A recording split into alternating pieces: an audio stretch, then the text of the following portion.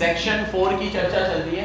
Section 4 1A पढ़ा है अभी तक हमने, नेम क्लोज का है। ये किसका है? सेक्शन 4 मेमोरेंडम ऑफ एसोसिएशन का है। किसका है? Memorandum of association. इसमें हमने एक क्लोज पढ़ लिया, नेम क्लोज। एक बार जल्दी जल्दी रिकॉल कर लेते हैं। 5-6 मोटी मोटी चीजें पढ़ी थी नेम क्लोज के बारे में, जल्दी देखो। एक तो नाम के आगे अगर पब्लिक कंपनी है तो लिमिटेड, और प्राइवेट कंपनी तो प्राइवेट लिमिटेड लगाना पड़ेगा। नाम आपको पहले रिजर्व करवाना पड़ता है, रिजर्व करवाने के लिए कोई डेज नहीं है, लेकिन एक बार आपने जो नाम की एप्लीकेशन डाली उसे रेक्टिफाई करवाना है तो 15 दिन में रेक्टिफाई करवा सकते हो। जो भी नाम आप रिजर्व करवाओगे वो आपके नाम पे रिजर्व हो जाएगा फॉर 20 डेज, फॉर 20 डेज। लेकिन अगर एग्जिस्टिंग कंपनी अपना नाम चेंज कराना चाहती है तो 60 डेज। रिजर्व होने का मतलब है कि 20 दिन तक ये नाम आपके नाम पे रिजर्व हो चुका है। अब आप फॉर्मेलिटी करके जल्दी से आरसी ले लो, रजिस्ट्रेशन ऑफ सर्टिफिकेट ऑब्टेन कर लो, तो आपको ये नाम मिल जाएगा। अगर 20 दिन निकल गए तो फिर अगले 20 दिन में लिया तो 1000 रुपए का फाइन है, फिर 2000 का फाइन है, और फिर 3000 का फाइन। मतलब जितना डिले करते जाओगे उतना फाइन है। इसके बाद मैंने आप लोगों को बताया था कि नाम जो है क्या किसका है?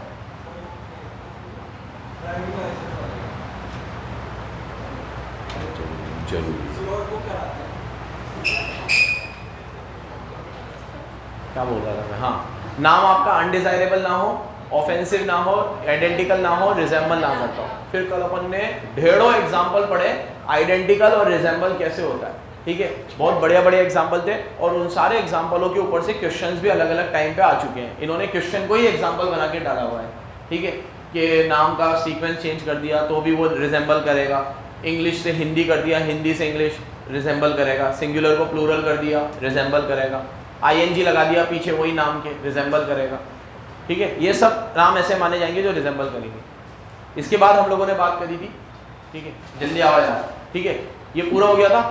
और इसके साथ साथ हम लोगों ने ये भी बात करी थी कि अगर आपका नाम किसी और कंपनी से आइडेंटिकल है या उसे रिजेंबल कर रहा है, ठीक है, या फिर आपने फॉल्स डॉक्यूमेंट फाइल किए हैं, तो आपका जो नाम है वो वापस भी लिया जा सकता है।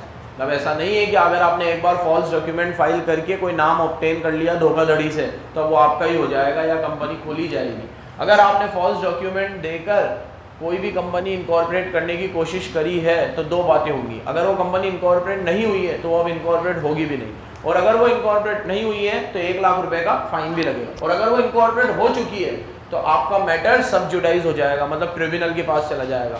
फिर ट्रिब्यूनल के पास पावर है, ठीक है। तुम क्यों लेट आने लगे हो भाई? हाँ, क्या बोल रहा है?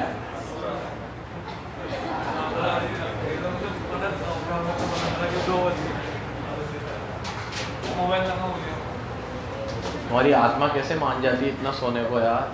तो मतलब सुबह से सोना था, अभी उठा, सुबह उठ के फिर सो के फिर वापस उठा। उसके बाद हम लोगों ने बात करी थी किसकी? हाँ, कि अगर ट्रिब्यूनल के पास मैटर चला जाएगा तो ट्रिब्यूनल आपके नाम को या तो हटा सकती है रजिस्टर ऑफ कंपनी में से, या आपको नाम चेंज करने का ऑर्डर दे सकती है, या आपकी कंपनी वाइंड अप करने का ऑर्डर दे सकती है। ये सब बातें हम लोगों ने कर ली। अब प्लीज आगे देखना, आगे पढ़ते हैं। दूसरा क्लोज होता है, अब इसके जितने भी बचे हुए क्लोज हैं सब पढ़ेंगे आज, क्योंकि अब सब छोटे छोटे हैं। ये किसका था? नेम। अब ये सिचुएशन क्लोज कौन सा है? इसको रजिस्टर ऑफिस क्लोज भी बोलते हैं। क्या बोलते हैं? अब ये क्लोज ये कहता है कि आपको मेमोरेंडम में अपना स्टेट मेंशन करना पड़ेगा जहां पे आपका रजिस्टर्ड ऑफिस सिचुएटेड है। अब देखो बच्चों, रजिस्टर्ड ऑफिस का अपना एक सेक्शन है, सेक्शन 12, और जबरदस्त सेक्शन है। अब रजिस्टर ऑफिस मुझे इधर से उधर ले जाना है, एड्रेस चेंज करना है, एक सिटी से दूसरी सिटी में जाना है, एक स्टेट से दूसरे स्टेट में जाना है, क्या क्या लगेगा, ये सब पूरा है 12 में पढ़ाऊंगा मैं तुम्हें। तो यहाँ पे सिर्फ इतना पढ़ाया गया है कि रजिस्टर्ड ऑफिस आपका कहाँ है वो मेमोरेंडम में लिख दो, एड्रेस, और किस स्टेट में है उस स्टेट का नाम भी लिखो। अब ये स्टेट का नाम इतना ज़रूरी क्यों हो गया? क्योंकि जो भी रजिस्टर्ड ऑफिस आपका जिस भी स्टेट में होगा उस स्टेट से आपको जुडिशियल जुरिस्डिक्शन पता चलेगी। जैसे अभी सपोज करो मैं तो कंपनी हूं तो मैं तो आर्टिफिशियल पर्सन हूं। अब आर्टिफिशियल पर्सन को केस वेस करने का कैसे समझ पड़ेगा? जैसे आप सपोज करो मैंने कर्नाटका में माल भेजा था और वहां से मेरी पेमेंट नहीं आई, पेमेंट अटक गई। अब मेरे को उस पार्टी पे केस करना है और मेरा रजिस्टर ऑफिस यहाँ कोटा में है, अब मेरे को पिटीशन लगानी है, मैंने ट्रिब्यूनल में केस किया, ट्रिब्यूनल ने मेरे को जो जजमेंट दिया वो मैं खुश नहीं हूँ उससे, तो ट्रिब्यूनल तो एक ही होता है। अब ट्रिब्यूनल के बाद मेरे को हाई कोर्ट अपील करनी है, तो हाई कोर्ट राजस्थान का लगेगा कि कर्नाटका का लगेगा, तो हाई कोर्ट की जुरिस्डिक्शन देखनी पड़ेगी ना। सेम उसी तरीके से मान लो वो बंदा गुजरात शिफ्ट हो गया है, तो फिर क्या करूँ, तो केस करने में बहुत दिक्कत आती है, तो केस के लिए आपका जुरिस्डिक्शन देखना पड़ता है, और वो जुरिस्डिक्शन आपको इससे पता चलता है। तो इसका रेलेवेंस याद रखें कि स्टेट क्यों नाम लिखवा रहे हैं आपसे, ठीक है, तो स्टेट इसलिए लिखवा रहे हैं। तो रजिस्टर्ड ऑफिस क्लोज में आपको सिर्फ स्टेट का नाम लिखना और कुछ नहीं लिखना। अब रजिस्टर्ड ऑफिस का जो एड्रेस है वो आप अपने सारे डॉक्यूमेंट पे लिखो, सब जगह लिखो, लेकिन जो आपका आरसी आएगी, रजिस्ट्रेशन सर्टिफिकेट आएगी, उसमें सिर्फ आरओ क्लोज में सामने स्टेट का नाम लिखा हुआ होगा, राजस्थान, गुजरात, कर्नाटक, बस, और कुछ नहीं। और वो स्टेट का रेलेवेंस क्या है, वो आपकी जुरिस्डिक्शन दिखाता है कि आप किस जुरिस्डिक्शन में आते हो, ताकि आपको कभी कोई डिस्प्यूट हो जाए तो केस करने के लिए काम आता है वो, ठीक है। कि अगर मेरा राजस्थान है तो मैं राजस्थान हाई कोर्ट में लगाऊंगा, ठीक है, मेरा यूपी है तो इलाहाबाद हाई कोर्ट में लगाऊंगा, मेरा गुजरात है तो गुजरात हाई कोर्ट में लगाऊंगा, इस तरीके से। चलो पढ़ो, बैटरी नहीं है, पॉज कर, चलो यू शट अप, पढ़ो। 4.1b देखो जल्दी से, 4.1b टिक करो, यार सामने पीडीएफ नहीं खुला हुआ, जो बोलता रह रहा हूँ टिक करो। Memorandum shall mention the name of state, state को डब्बे में लो, डब्बे में लो स्टेट को, where registered office is situated, ठीक है, स्टेट का नाम लिखना है। मैडम कहाँ थे, हाँ लेट आए हो, पूछ के तो आओ, तो बैठो।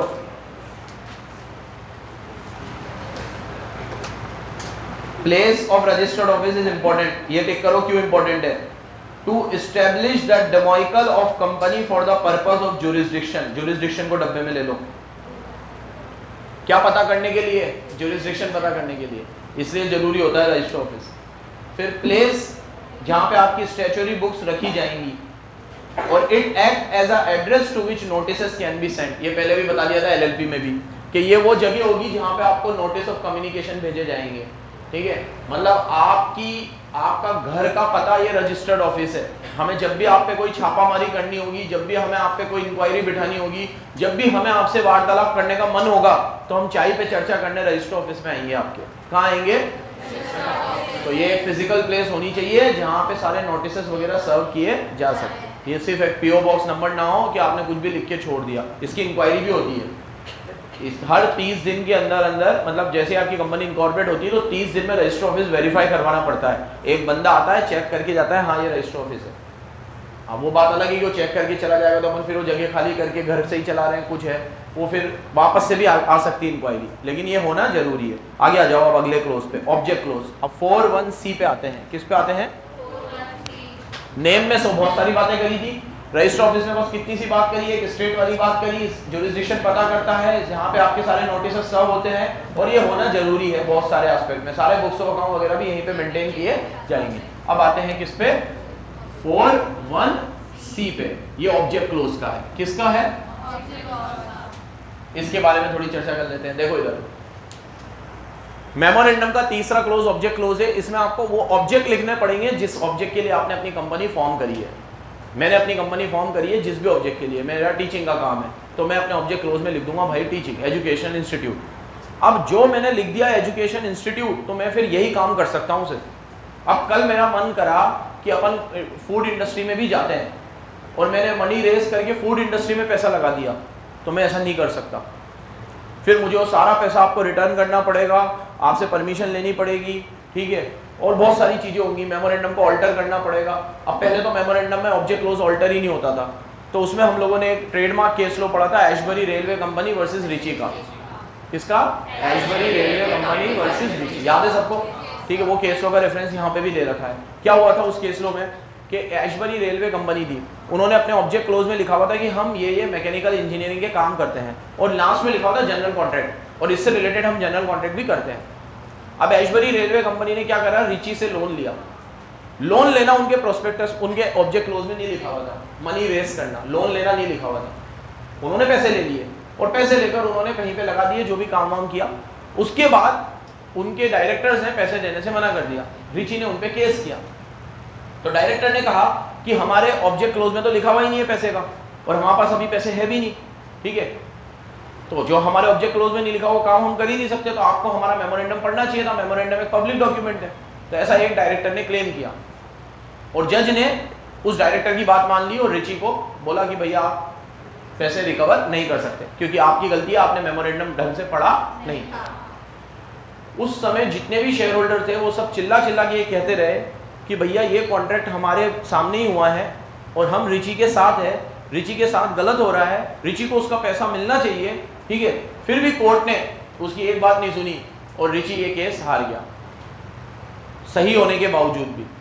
बस इतनी सी बात को लेकर कि उसने जो कॉन्ट्रैक्ट किया वो कॉन्ट्रैक्ट मेमोरेंडम के ऑब्जेक्ट क्लोज में मेंशन, मेमोरेंडम के ऑब्जेक्ट क्लोज में मेंशन, तो वो अल्ट्रा वायरस ट्रांजैक्शन कहलाएगा। क्या कहलाएगा? ये सब पढ़ा है तुम लोगों ने फाउंडेशन में, ठीक है। Beyond the powers of company कहलाएगा। क्या कहलाएगा? और कोई भी अल्ट्रा वायरस ट्रांजैक्शन शुरू से ही वॉइड होता है। क्या होता है? शुरू से ही वॉइड होता है। सामने देखते रहो, ठीक है। अभी अल्ट्रा वायरस ट्रांजैक्शन हो गया, रिची केस हार गया, उसके बाद इन लोगों को लगा ये तो गलत हुआ है रिची के साथ। उसके बाद कंपनी लॉ अमेंड हुए, इंडिया के भी कंपनी लॉ अमेंड हुए और अब कंपनी लॉ में ये है कि आप मेमोरेंडम को इजीली ऑल्टर कर सकते हो। ये 4 मेमोरेंडम का पढ़ा रहा हूँ, 5 आर्टिकल का पढ़ाऊंगा, ठीक है। उसके बाद 6 इनका इफेक्ट, फिर 7, 8, 9, उसके बाद जो 11 पढ़ाऊंगा, 12 रजिस्टर ऑफिस का पढ़ाऊंगा, फिर 13 और 14 इनके ऑल्टरेशन का ही पढ़ाऊंगा कि मेमोरेंडम कैसे ऑल्टर होता है, आर्टिकल कैसे ऑल्टर होता है। तो मेमोरेंडम और आर्टिकल इजीली ऑल्टर हो सकता है। तो आज अगर रिची होता तो वो केस जीत जाता, लेकिन उस समय तो क्या था, जो एक बार अल्ट्रा वायरस है वो हमेशा क्या रहेगा?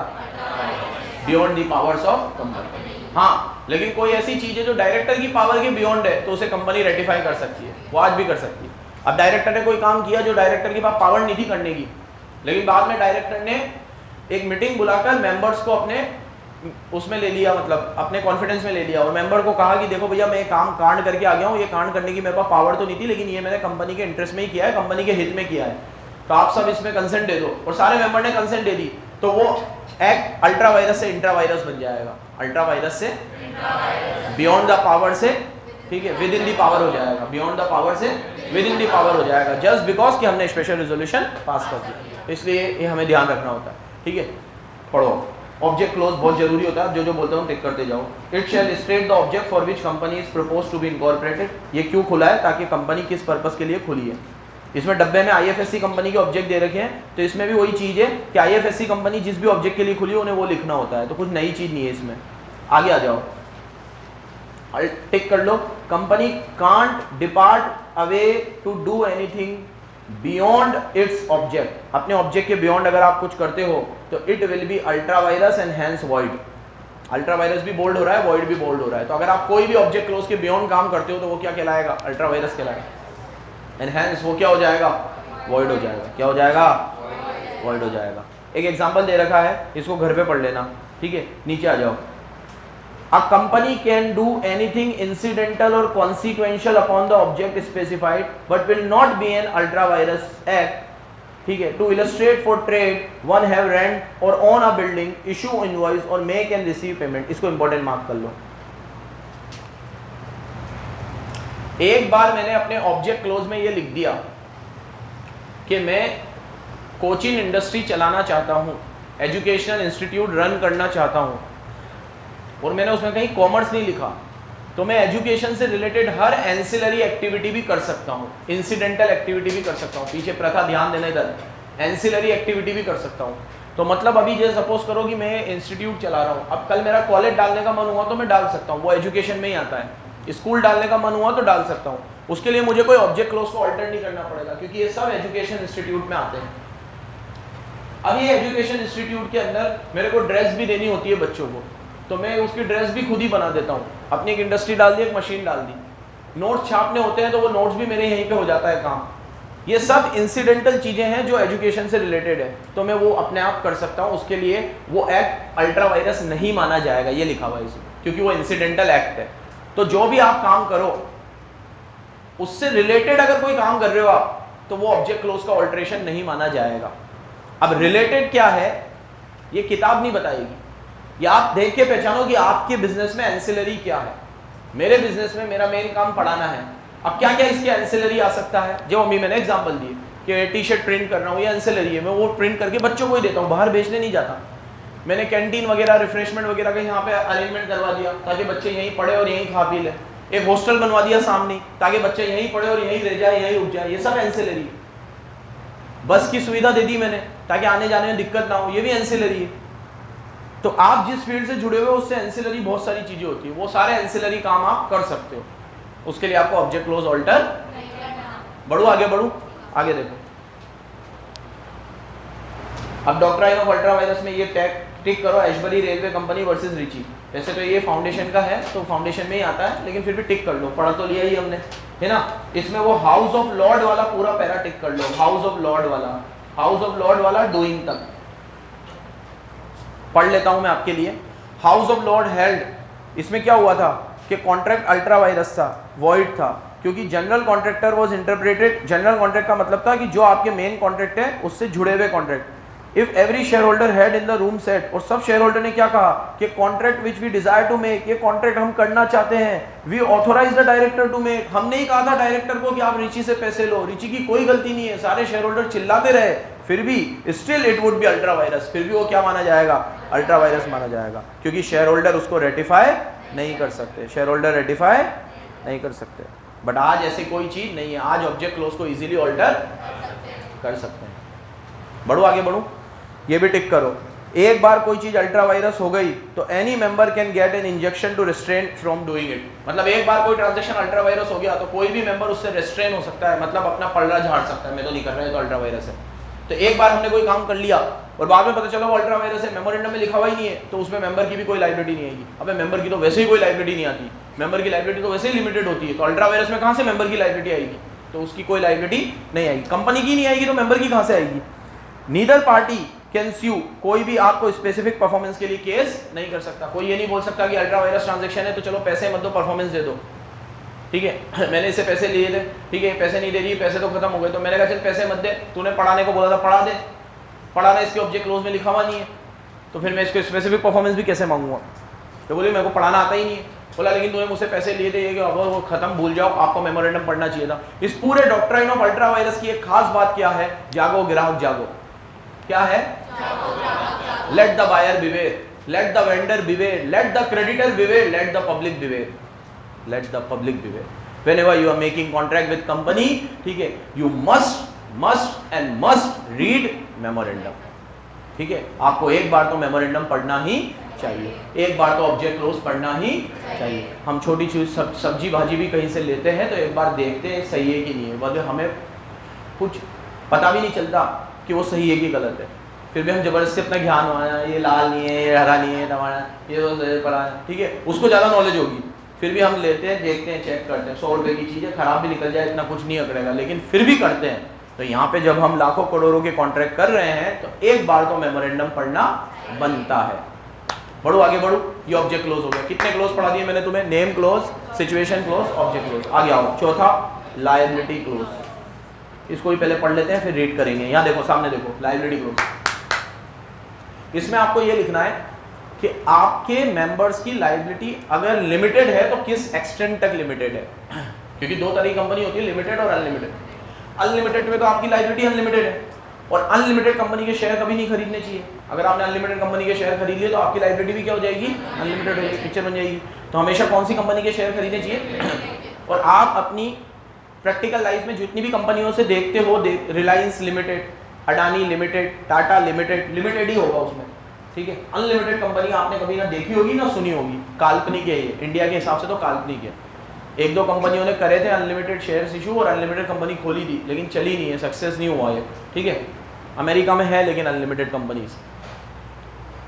तो एक बार आपने अपने मेमोरेंडम में लिख दिया कि आपकी कंपनी लिमिटेड है, लक्ष्य ध्यान दें, तो लिमिटेड कंपनी की लायबिलिटी किस एक्सटेंट तक लिमिटेड है ये भी लिखना पड़ेगा। तो अगर आप लिमिटेड बाय शेयर्स हो तो आपको लिखना पड़ेगा कि मेंबर्स की लायबिलिटी लिमिटेड है up to the amount of shares held by them, जितने शेयर्स उन्होंने होल्ड कर रखे हैं वहां तक। अगर आपकी कंपनी लिमिटेड बाय गारंटी है तो आपको लिखना पड़ेगा कि मेंबर्स की लायबिलिटी लिमिटेड है up to the amount undertaken by them at the time of incorporation and the amount has to be paid at the time of winding up। पूरा पढ़ाता हूं मैं, फाउंडेशन में भी मैंने दोनों बात बोली थी और अभी भी दोनों बात याद रखना। गारंटी कंपनी में आपको कंपनी स्टार्ट होते वक्त ही ये लिखना पड़ता है कि आपकी लायबिलिटी कितनी होगी। शेयर्स तो होंगे नहीं क्योंकि लिमिटेड बाय शेयर्स नहीं है, तो शेयर्स तो लिए नहीं आपने, गारंटी दी आपने, गारंटी में आपको लिखना पड़ता है कि 5 लाख दूंगा, 6 लाख दूंगा, 3 लाख दूंगा।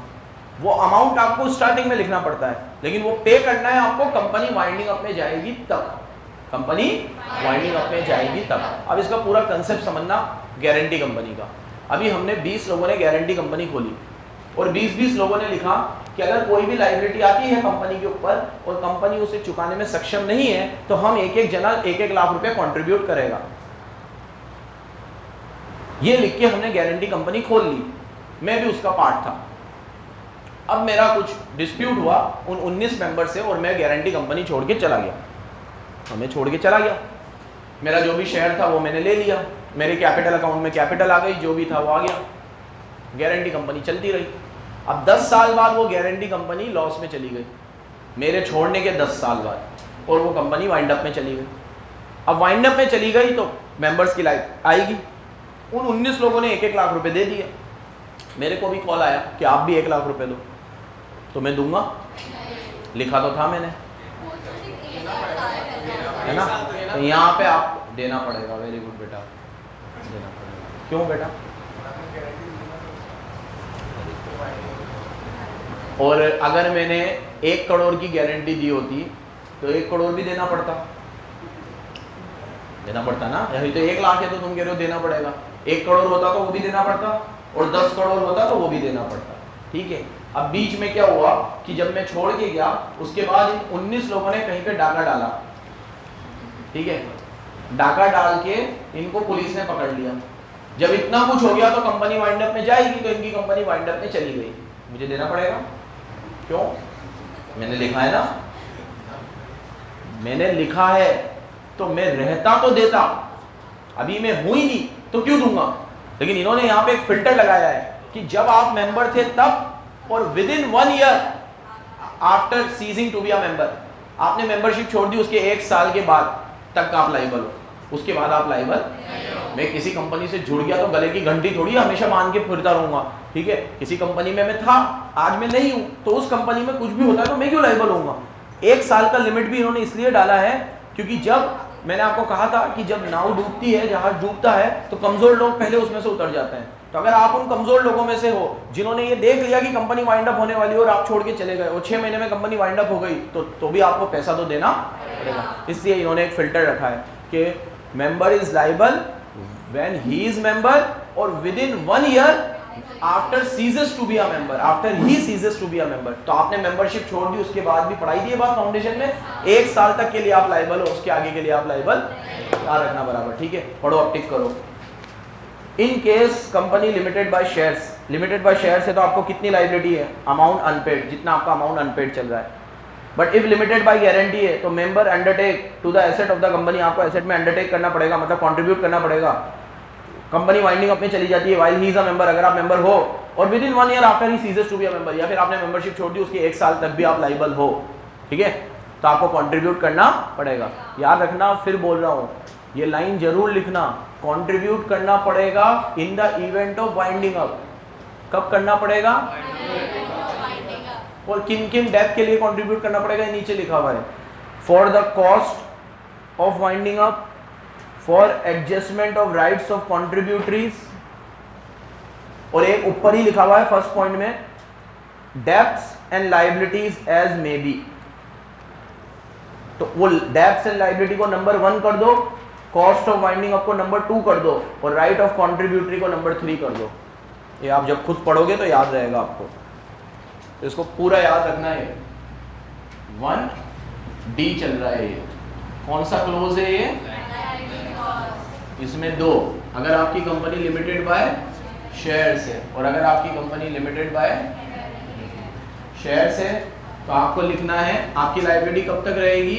Up to unpaid amount of shares held by them.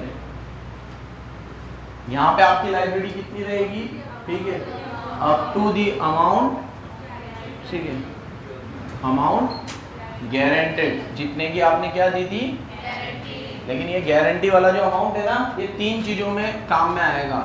For the liabilities and debts of company for cost of winding up. इतने से पहले में बहुत सारी बातें बताई है मैंने तुम्हें। और फिर right of contributory, right of. अब ये जो आपको पैसा देना है ये किस मेंबर को देना है?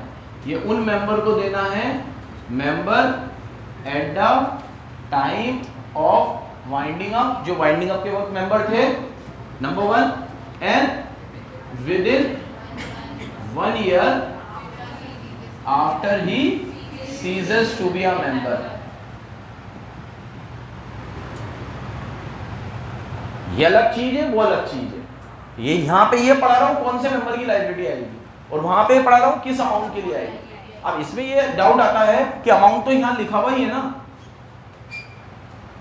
तो भैया आपने अमाउंट लिखा था 5 करोड़, तो क्या कंपनी आपसे 5 करोड़ ले लेगी क्या? कंपनी की लायबिलिटी 3 लाख रुपए की है बस, तो 3 लाख ही लेगी। और एक किसी कॉन्ट्रीब्यूटरी ने ज्यादा दे दिए थे तो वो पैसा, और एक वाइंडिंग अप में कुछ 4-5 हजार रुपए लगे वो पैसा, तो सब मिल मिला के 4.5 लाख रुपए हो रहे हैं, तो मैं 4.5 ही दूंगा। भले मैंने मेमोरेंडम में तो लिख दिया था कि मैं 5 करोड़ दूंगा, 5 करोड़ की लायबिलिटी नहीं है, तो ये लिखना भी जरूरी था, ये लिखना भी जरूरी था, और ये लिखना भी जरूरी था। ये सब बातें आपको मेमोरेंडम के लायबिलिटी क्लोज में लिखना पड़ेगा। हाँ भाई नवलीन, राइट ऑफ कॉन्ट्रीब्यूटरी में क्या होता है बेटा कि जब अगर मान ले अभी 20 मेंबर है, अब लायबिलिटी अभी माथे पे आके खड़ी हो गई, तो हर मेंबर ने 1-1 लाख रुपए देने को बोला था, तो 19 लाख हो रहे हैं, लेकिन टोटल लायबिलिटी 25 लाख की है, तो एक मेंबर ने अपनी जेब से 6 लाख रुपए निकाल के दे दिए, क्योंकि सामने वाला बहुत गाली गलौज कर रहा था, ठीक है, बहुत बुरी सुना रहा था, ठीक है, और जो एक मेंबर था उसको सुनने में नहीं आई, उसके आज तक उन्हें माँ बाप की भी नहीं सुनी उसने, तो ज़्यादा चुप फड़फड़ मत कर, कितने पैसे तेरे 6 लाख रुपए पकड़, चल निकल, तो उसने अपनी जेब से निकाल के दे दिए, तो अब उसको तो देना पड़ेगा, तो वो राइट ऑफ कॉन्ट्रीब्यूटरी, लायबिलिटी का शेयर और कॉस्ट ऑफ वाइंडिंग ऐसे। हाँ, जितना उन्होंने गारंटी दी है उसमें से ही देंगे वो, ये तो मैक्सिमम अमाउंट है जितना वो देंगे, लेकिन उस अमाउंट में से अगर उसका कंट्रीब्यूशन भी रेट ऑफ हो सकता है, जो उसने बेचारे ने अपनी जेब से एक्स्ट्रा दे दिया, तो वो भी दो उसे, ठीक है, ये बात बिल्कुल सही है, जितना उन्होंने कहा है वो देंगे तो उतना ही। अब इन्होंने 1-1 लाख रुपए देने को कहा था, ठीक है, इन्होंने 1-1 लाख रुपए दे दिए, फिर भी उसने 6 लाख रुपए ज्यादा दिए, तो अब वो तो देंगे ही नहीं, उन्हें 1-1 लाख रुपए देके फ्री हो गए, लेकिन मान ले उनमें से 4 लोगों ने नहीं दिए थे पैसे, 4 लाख रुपए बाकी थे, और इसने अपनी जेब से 6 लाख रुपए एक्स्ट्रा दे दिए, तो उनसे 4 लाख रुपए लेकर इसको 4 लाख तो दो, क्योंकि वो 6 लाख की लायबिलिटी तो आपने चुका दी, तो वो लायबिलिटी तो हो गई 0, वाइंडिंग अप भी नहीं है, लेकिन उसके 6 अभी भी बाकी चल रहे हैं, तो आपके 4 लेने हैं, उसको 4 में से उसे 4 तो दो, 2 उसके भुग देगा वो कहीं से भी, लेकिन जितने ले सकते हो, जितना मैक्सिमम उसको कंपनसेट कर सकते हो उतना कंपनसेट। आ गया हूं, ये लायबिलिटी क्लोज हो गया आपका। अब आओ capital close, 4(1)(e) capital close, सब 4 में ही चल रहा है, ये 4(1)(e), ये छोटा सा है, बस दो चीजें इसमें टिक करके छोड़ दो, सिर्फ आपको ऑथोराइज शेयर कैपिटल लिखनी है इसमें, कि आपकी कंपनी की ऑथोराइज शेयर कैपिटल कितनी है, कितने मैक्सिमम एक्सटेंट ऑफ शेयर आप जिंदगी भर में इशू कर सकते हो, बस इतना लिख दो, टिक करो। Company having share capital is to be registered authorise capital और नॉमिनल कैपिटल। क्या लिख रहा है आपको कि आपकी रजिस्टर्ड कैपिटल कितनी होगी, ऑथोराइज कैपिटल कितनी होगी, नॉमिनल कैपिटल कितनी होगी, तीनों एक ही होती है। ऑथोराइज कैपिटल को ही रजिस्टर्ड कैपिटल भी बोलते हैं, नॉमिनल कैपिटल भी बोलते हैं, याद है ना आपको।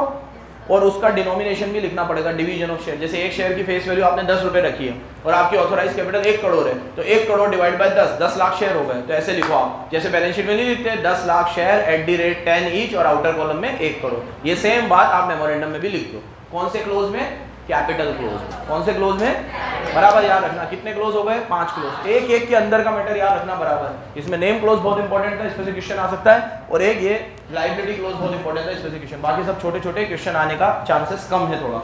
नेक्स्ट ये भी छोटा सा है, सब्सक्रिप्शन क्लोज। कौन सा, अब इसमें ना सब्सक्रिप्शन क्लोज में क्या लिखना है आपको कि ये 1E में ही चल रहा है, ये 1E में ही है, ये 1E का एक तो किसका है, कैपिटल का, और एक किसका है, कैपिटल में तो आपने क्या लिखी है बस ऑथोराइज शेयर कैपिटल, और सब्सक्रिप्शन क्लोज में आपको क्या लिखना है। मैंने आपको कहा था कि जब आप पब्लिक कंपनी खोलते हो तो 7 लोग चाहिए, प्राइवेट कंपनी खोलते हो तो 2 लोग चाहिए, और ओपीसी खोलते हो तो 1 लोग चाहिए, ठीक है विधि। ये जो 7 लोग, 2 लोग और 1 लोग है, इनको क्या कह के बुलाते हैं हम, मेंबर्स। पक्का मेंबर्स तो सबको ही कहते हैं हम, इनके बाद भी जो आएंगे उनको भी मेंबर बोलेंगे। इनको हम सब्सक्राइबर कहते हैं। क्या कहते हैं? याद है आपको? सब्सक्राइबर टू मेमोरेंडम कहते हैं इन्हें। क्या कहते हैं? याद रखना। तो ये जो सब्सक्राइबर है ना, सब्सक्राइबर, इन्होंने स्टार्टिंग में कोई शेयर्स लिए हैं तो इनको लिखना पड़ेगा कि वो शेयर का अमाउंट इन्होंने पे किया कि नहीं किया। एक एक शेयर तो सबको लेना ही पड़ता है मिनिमम। अब एक से ज्यादा लिया, 2 लिया, 3 लिया, मेंबर बन रहे हो, एक शेयर तो लेना ही पड़ेगा। तो जितना भी शेयर इन्होंने लिया उसका अमाउंट पे किया है कि नहीं किया, ये भी मेमोरेंडम में लिखना पड़ेगा। टिक करो। Subscription close, the memorandum shall state the number of share subscriber has intend to take and, इसमें अमाउंट वाली बात नहीं लिखी हुई है, लिख लेना, लेकिन अमाउंट भी लिखना पड़ता है कि कितना अमाउंट इन लोगों को पे करना है। मतलब इन्होंने पे कर दिया कि पे करना बाकी है, लिखना पड़ता है उसमें। और लास्ट क्लोज होता है नॉमिनेशन क्लोज, जो सिर्फ ओबीसी के लिए है। किसके लिए है? तो 4(1)(f। हाँ, वो प्रमोटर को मिलते हैं, वो अलग है। जो तुम 12th क्लास में एंट्री करते थे, incorporation cost account debit to share capital, उनको फ्री में देते थे, ऊपर बैंक नहीं लिखते थे क्योंकि उनका पैसा फ्री में आता था। फिर वो इनकॉर्पोरेशन कॉस्ट आप P&L में बंद करते थे, statement of P&L to incorporation cost, तो वो खर्चा आप खोलते थे क्योंकि उनको आप फ्री में दे रहे हो। इनको फ्री में नहीं देने, ये तो सब्सक्राइबर है। अब इनमें से ही कोई प्रमोटर भी है तो उसको फ्री में दे सकते हो, और फ्री में भी दे रहे हो तो भी लिखना पड़ेगा कि फ्री में दिए हैं, लिखना तो पड़ेगा। नॉमिनेशन क्लोज, लास्ट क्लोज, इसमें ओपीसी के ऊपर लगता है, ये ओपीसी को नॉमिनी का नाम लिखना है इसमें, और तो किसी को नॉमिनी रखना ही नहीं होता पब्लिक और प्राइवेट कंपनी को, सिर्फ ओपीसी को रखना होता है। तो टिक करो। It require memorandum shall state the name of the nominee who in the case of death shall become member of the OPC. बस हो गया खत्म। इसके बाद ये जो मेमोरेंडम है पूरे, ये मेमोरेंडम के क्लोज है, इनको इन्होंने अपने हिसाब से ढांचे बना के डाल रखे हैं बढ़िया। तो इन्होंने अपनी तरफ से कुछ मेमोरेंडम दे रखे हैं, आपको उन्हें अडॉप्ट करना हो तो एज इट इज अडॉप्ट कर सकते हो। Table A, B, C, D, E, 5 तरह की कंपनियों के लिए 5 तरह के मेमोरेंडम इन्होंने बना के दे रखे हैं। 5 तरह की कंपनी के लिए 5 तरह के मेमोरेंडम बना रखे हैं। मैंने आपको फाउंडेशन में भी याद करवाए थे, यहाँ भी एक बार याद करवा देता हूँ। टेबल A होता है company limited by shares having share capital. Having है कि नॉट हैविंग है? पहले सिर्फ लिमिटेड बाय शेयर है, सॉरी। हाँ, मेमोरेंडम ऑफ एसोसिएशन। और बी वाले होते हैं limited by guarantee having share capital. पहले नॉट हैविंग है, नॉट हैविंग शेयर कैपिटल। फिर सी वाला होता है limited by guarantee having share capital. फिर ई वाला, डी वाला होता है unlimited company not having share capital. फिर ई वाला होता है अनलिमिटेड कंपनी हैविंग। पहले नॉट हैविंग है, फिर हैविंग, नॉट हैविंग है, और पहला वाला है लिमिटेड बाय शेयर। तो A, B, C, D, E 5 तरह की टेबल 5 तरह की कंपनियों के लिए है। तो अगर आप इन पांचों में से जिस भी कैटेगरी में लाए कर रहे हो, उस कैटेगरी का table A, B, C, D, E download कर लो, MCA की साइट पे अवेलेबल है। और वो कि वही मेमोरेंडम आप कट कॉपी पेस्ट कर लो और उसमें बस अपनी अपनी चीजें ऑल्टर कर लो। नाम आपका वाला, ये क्लोज में ये है, इसने इतने शेयर लिए, इसने ये लिए, परफॉर्मा बना हुआ आ जाएगा। वो परफॉर्मा को आप एज इट इज, और आप अपना खुद का नया ही बनाना चाहते हो तो बनाओ, कोई दिक्कत नहीं है। लेकिन आप हमारे ये, तो तुम्हें लगता है कोई खुद से इतनी मेहनत करता होगा? ये पैम्पलेट ही है, यूज करते होंगे सब लोग, बड़े आप बना रखे हैं इन्होंने, तो याद रखना ये ऑब्जेक्टिव में आ सकता है। टेबल ए किसका है? Memorandum limited by share. B किसका है? Limited by guarantee not share. C किसका है? Limited by guarantee having share. D किसका है? Unlimited company not having share. और ई किसका है? Unlimited company having share. याद हो गया आपको? इसके बाद सेक्शन 399 का रेफरेंस दे रखा है, आपके कोर्स में नहीं है। सेक्शन 5 और आर्टिकल ऑफ एसोसिएशन से कल बात करते हैं। ये सेक्शन 4 पढ़ा हमने, कितने पढ़ लिए हमने? सिर्फ 2 पढ़े अभी तक, 3 और 4, और उसके पहले प्रमोटर की डेफिनेशन पढ़ी। रिवीजन टाइम पे करते रहना प्लीज। धन्यवाद, बंद कर दो भाई।